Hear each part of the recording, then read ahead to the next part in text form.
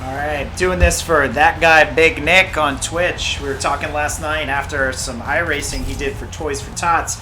Just want to do a quick tutorial there for you, Nick. Talk about Watkins Glen a little bit. I set this up, using the Viper like we talked about last night, even though I know you run a Ferrari.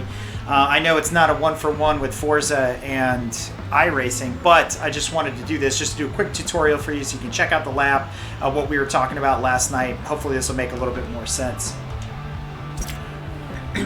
So with no drive avatars in the way, this makes it a lot easier to kind of point out where things are on the track. I can go up to certain corners slower. So here we are, front straight, Watkins Glen. I get up to speed, hopefully get some warmth in these tires. So here about the 250 mark, start slowing down, bring it in as tight to the apex as possible. Let's let these tires warm up. Let's let the car track out. Headed into turn 2, stay wide and tuck in. Carry as much speed as you can flat out through the S's. Watch out for the bump on the right hand side. Never lift in the S's, the car does get light.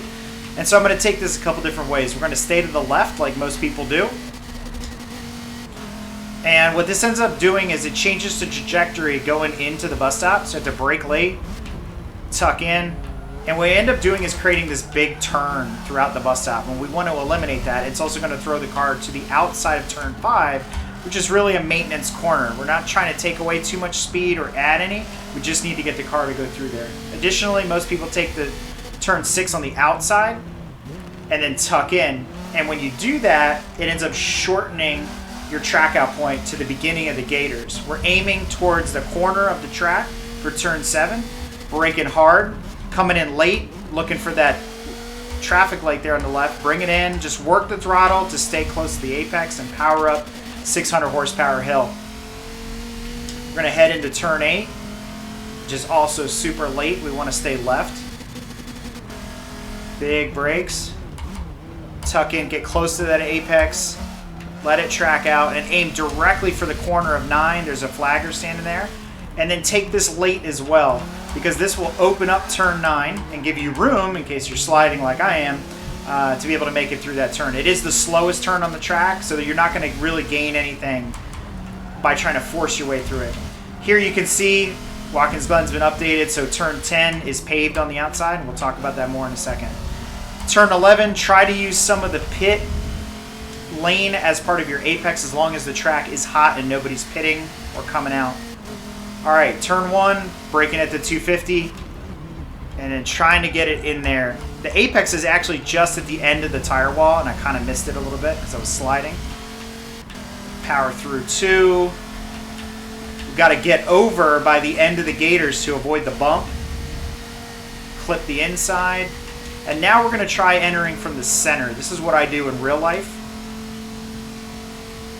So by sitting here and braking late, you're braking into the bumpers, and then you're opening up the bus stop and making it a lot straighter. And then look, my entry into 5 is tighter, and I'm carrying more speed. I'm just working the throttle. Now, what I like to do is come out track center, shave off some of that extra room, dive into the apex, and then you'll notice my track out point is now middle of the curbing on the right-hand side. Again, aiming for the left, braking hard, bringing the nose in. This is uphill. There we go, apex, and then power out. Using all the track. Bad shift there. All right, going into late 8, late, and then trail braking into 8.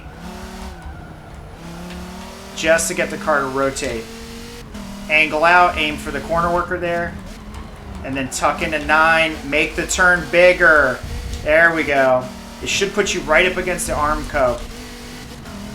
10 is a lift, settle the nose in, and just start to power out early and use all the track. Here, we're aiming for that traffic light on the side, using the pit lane to apex, and just pushing our way to the Salins Bridge. Right back down the main straight. I'm taking it easy. There we go. That's where we want to be. Perfect. Coming into 2, flat out, shifting on the way up. Wait till the end of the curbing and come left. flat out all the way through. And I'll show you the racer's line. You enter on the right side of the bus stop. And guys will do this in real life. Brake into the curbing. And you notice how flat it is now. And you can just grab all of that. And if you have the right car and the right setup, I mean, you're just powering through the bus stop almost like it wasn't there. You can also choose to go in 6 really, really tight. And I'll show you here. It's a little slower, but it puts me further down on the curbing on the right. Changes my track out completely. Braking hard into 7, double downshift. Come on, Viper. Work with me, I'm drifting. Love this car.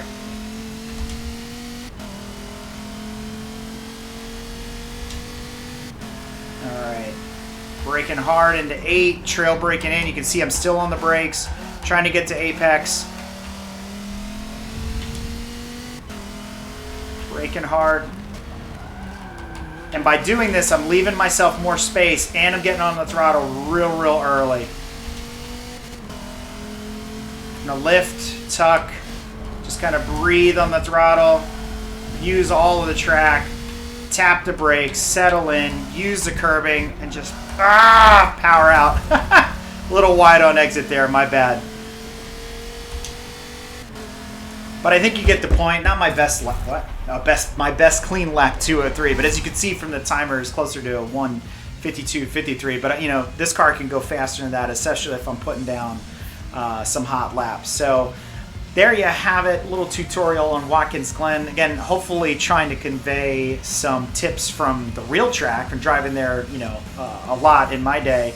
So hopefully that'll translate to iRacing and you can use it and get your lap times down. So let me know how that goes and we'll talk more.